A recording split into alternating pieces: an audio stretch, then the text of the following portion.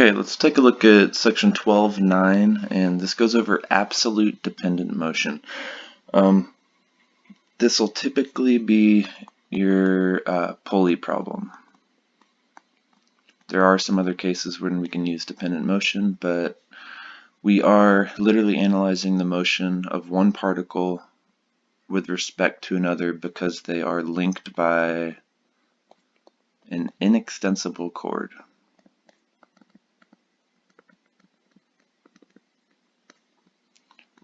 Okay, so I'm going to start out with a simple Pulley problem, and we're going to get to some more advanced configurations in which we'll add more and more pulleys, and we'll see what the effect of that does. But real quick, what we're looking at is, and I'll go back over this scenario, if we had some block A attached to some block B, and we knew that block B was moving with some velocity. Since this is an inextensible cord, the velocity of A is going to be equal to the velocity of B. Now, if they were wrapped around a pulley like this, A and B, then they would be equal but opposite to each other. If we added in more pulleys, though, we're going to get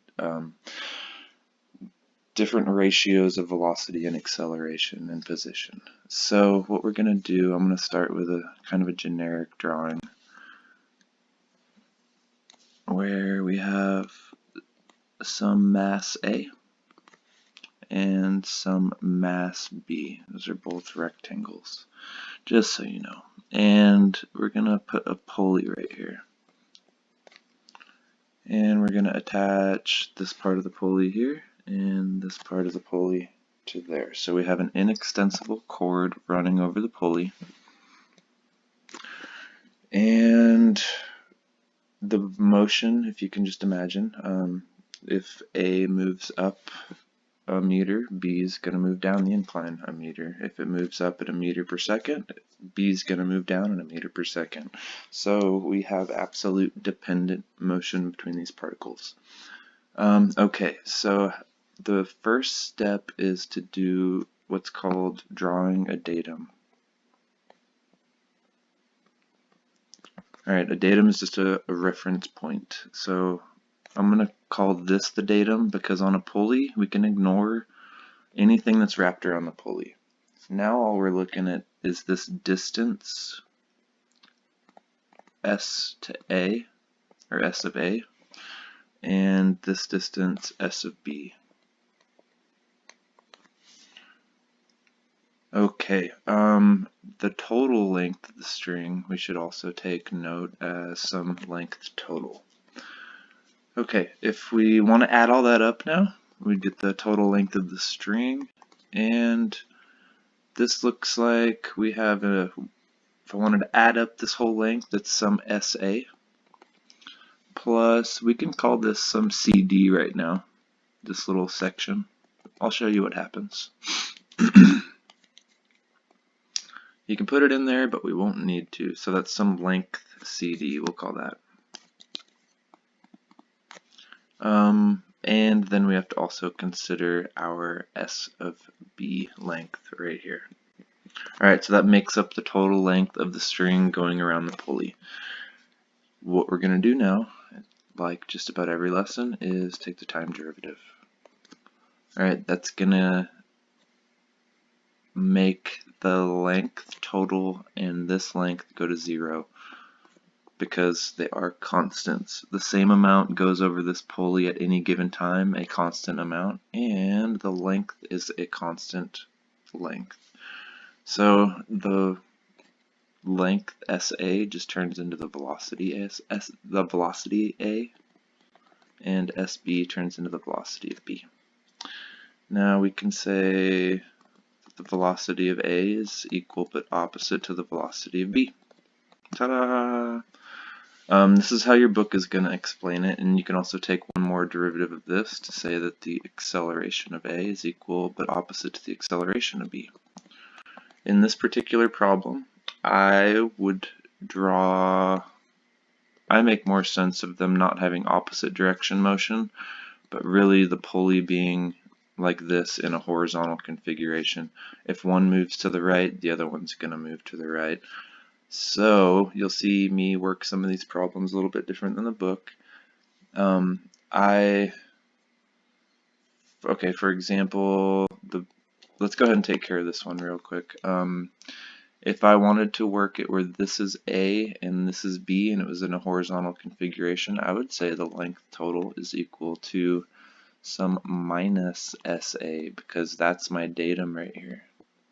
And a datum is just like a reference point, so anything to the left of it would be a minus.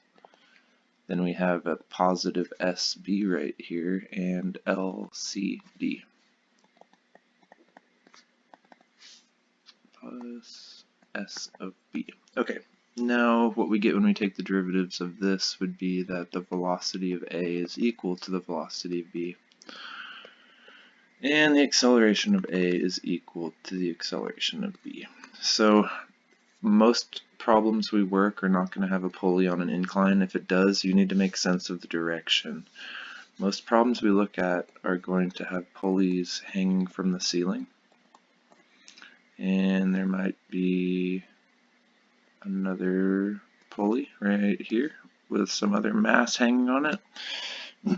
Now the motion of mass A with respect to B can all be measured from some datum up at, I would say right here, some datum up at the top. I would call this a minus SA.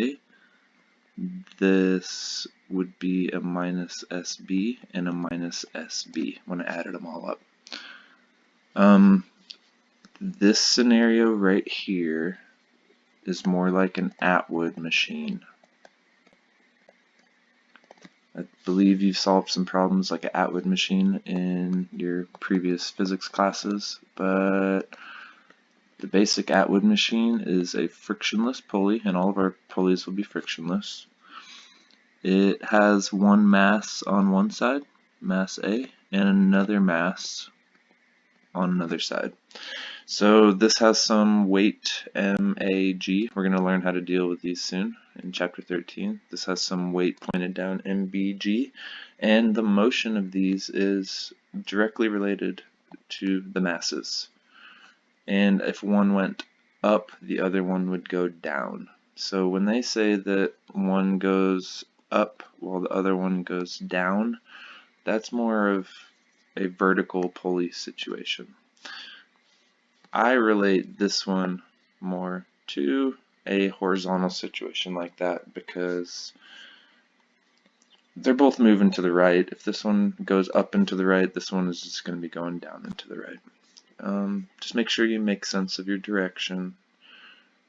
We're going to end up with numbers in front of here as we add pulleys into the system.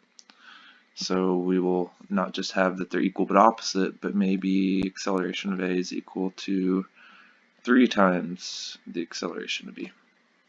And we might have some other length of string in there too. There could be multiple pulleys. And we'll learn how to deal with that. Alright, following this will be a few examples on the section, and we'll be wrapping up the chapter.